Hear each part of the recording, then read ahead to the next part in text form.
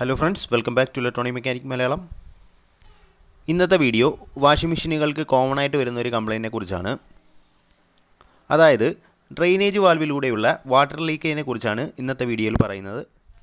ഇത് semi automatic washing മെഷീനും fully automatic washing മെഷീനും എല്ലാം കോമൺ ആയിട്ട് കണ്ടുവരുന്ന ഒരു കംപ്ലൈന്റ് ആണ്. ഇങ്ങനെ വാട്ടർ ലീക്കേജ് സംഭവിച്ചു കഴിഞ്ഞാൽ എങ്ങനെ അത് നന്നാക്കി എടുക്കാം എന്നതിനെ കുറിച്ചാണ് ഇന്നത്തെ വീഡിയോയിൽ കാണിക്കുന്നത്. വീഡിയോയിൽ കാണിക്കുന്നത് LGയുടെ സെമി ഓട്ടോമാറ്റിക് വാഷിംഗ് മെഷീനാണ്. അപ്പോൾ നമുക്ക് അതെങ്ങനെയാണ് നന്നാക്കുന്നതെന്ന് കണ്ട് മനസ്സിലാക്കാം.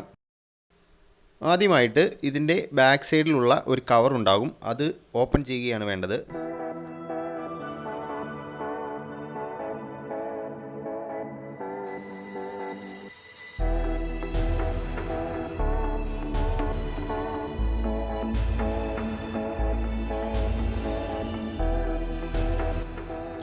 ഈ കാണുന്നതാണ് പ്ലഞ്ചർ വാൽവ്. പ്ലഞ്ചർ വാൽവും ഡ്രെയിനേജ് നോബുമായിട്ടുള്ള ആ ഒരു ചെറിയ ടൈ ഉണ്ടാകും, അത് ഡിസ്കണക്ട് ചെയ്യുക. അതിനുശേഷം ഒരു സ്ക്രൂ ഡ്രൈവറോ മറ്റോ ഉപയോഗിച്ച് ഇതുപോലെ ഇടത്തേക്ക് തിരിച്ച് ഓപ്പൺ ചെയ്യുക. പ്ലഞ്ചർ വാൽവിൻ്റെ മെക്കാനിസം ഒട്ടുമിക്ക ബ്രാൻഡുകളിലും ഏകദേശം ഒരുപോലെ തന്നെ ആയിരിക്കും, ചെറിയ ചെറിയ വ്യത്യാസങ്ങൾ മാത്രമേ ഉണ്ടാവുകയുള്ളൂ. ഈ പ്ലഞ്ചർ വാൽവ് ഓപ്പൺ ചെയ്യുമ്പോൾ ഒരു സ്പ്രിങ്ങും ഒരു റബ്ബറിൻ്റെ ബുഷും ഒക്കെയാണ് ഉണ്ടാവുക. ഈ റബ്ബറിൻ്റെ ബുഷ് നല്ല രീതിയിൽ പ്രസ്സായിട്ടിരിക്കാൻ വേണ്ടിയിട്ടാണ് സ്പ്രിങ് ഉപയോഗിക്കുന്നത്. സാധാരണഗതിയിൽ ഇതിനുള്ളിൽ അഴുക്ക് കുമിഞ്ഞു കൂടിയിട്ടാണ് ലീക്കേജ് ഉണ്ടാകാറുള്ളത്. അതുപോലെ തന്നെ കട്ടിയുള്ള എന്തെങ്കിലും വസ്തുക്കൾ കയറി തടഞ്ഞിരുന്നാലും ഇതുപോലെ വാൽവ് ഓപ്പൺ ആയിട്ട് വാട്ടർ ലീക്കേജ് ഉണ്ടാകാം.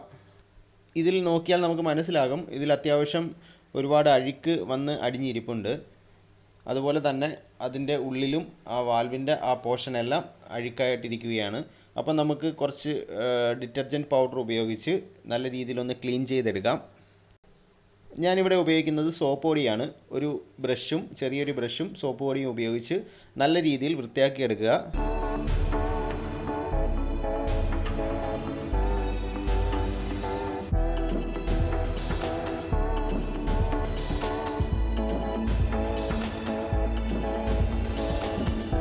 കൂടെ പ്ലഞ്ചർ വാൽവിൻ്റെ ഉൾവശം കൂടി വൃത്തിയാക്കി എടുക്കുക. ആ സമയത്ത് വാട്ടർ നല്ല രീതിയിൽ ടബിൽ തുറന്നു വിടുന്നത് നന്നായിരിക്കും. കാരണം ഉള്ളിലുള്ള എന്തെങ്കിലും അഴുക്കോ പൊടിയോ മറ്റോ ഉണ്ടെങ്കിൽ അതിലൂടെ അങ്ങ് പോകുന്നതാണ്. നമ്മൾ ക്ലീനിങ് എല്ലാം കഴിഞ്ഞ് വാൽവ് തിരിച്ചിടുകയാണ്. വലത്തോട്ട് തിരിച്ച് ഇട്ടാൽ മതിയാകും. ഇത് എല്ലാവർക്കും ചെയ്യാവുന്നതാണ്, വളരെ സിമ്പിളായിട്ടുള്ളൊരു കാര്യമാണ്. നമ്മളിപ്പോൾ സർവീസ് സെൻറ്ററിൽ കോൺടാക്ട് ചെയ്യുകയാണെന്നുണ്ടെങ്കിൽ അവർക്ക് വലിയൊരു സംഖ്യ സർവീസ് ചാർജും മറ്റുമായിട്ട് കൊടുക്കേണ്ടതായിട്ട് വരും. അവർ ഇതുപോലെ സർവീസ് ചെയ്ത് തരത്തില്ല, അവർ പുതിയ പാർട്ട് റീപ്ലേസ് ചെയ്യുകയാണ് ചെയ്യാറുള്ളത്. സാധാരണഗതിയിൽ ഇത് റീപ്ലേസ് ചെയ്യേണ്ട ആവശ്യം വരുന്നില്ല, ഇതുപോലെ ഓപ്പൺ ചെയ്ത് ക്ലീൻ ചെയ്ത് ഇടാവുന്നതാണ്. എന്നിട്ടും ശരിയായില്ലെങ്കിൽ ഇതിനുള്ളിലെ ബുഷ് നമുക്ക് പുറത്ത് ലോക്കൽ മാർക്കറ്റിൽ വാങ്ങിക്കാൻ കിട്ടുന്നതാണ്, അത് വാങ്ങിയിട്ട് നോക്കാം. എന്നിട്ടും റെഡിയായില്ലെങ്കിൽ മാത്രമേ നമുക്ക് പ്ലഞ്ചർ വാൽവ് മാറേണ്ട ആവശ്യം വരുന്നുള്ളൂ.